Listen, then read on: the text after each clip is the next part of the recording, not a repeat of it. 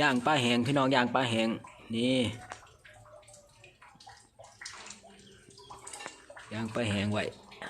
ประคอต้นมันนี่ย่างกินกับ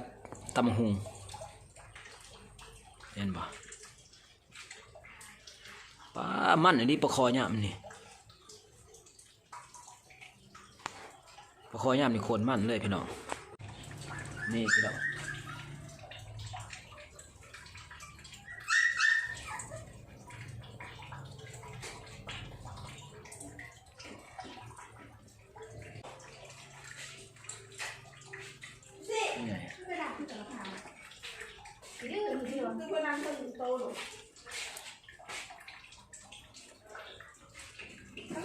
พี่น้องนี่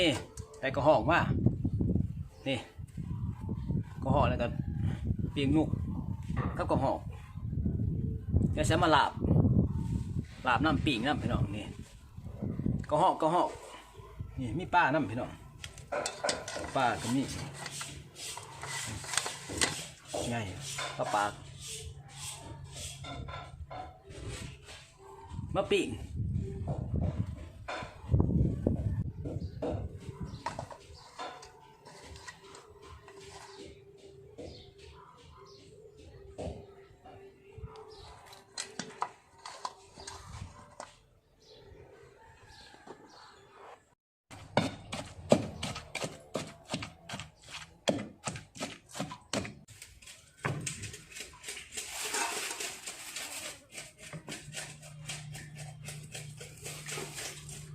หนึ่งป้าพี่น้องมานี่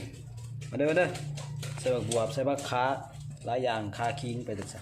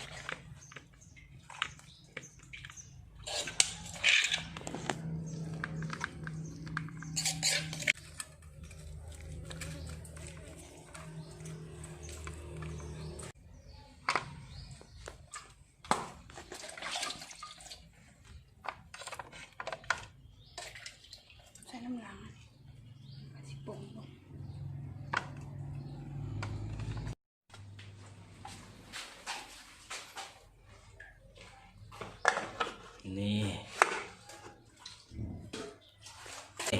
ป้าหนึ่งหมักหน้าวของแท้ใส่หมักหน้าวน้ำเคยมาหนึ่งหมักหน้าวป้าหนึ่งหมักหน้าวเขาเอื่นนี่แซ่บนี่พี่น้องโอ้ใส่ผักขาหอมหล่นโอ้ยนี่เฮ็ดนี่ใส่บวบผักขาน้ำหอมนี่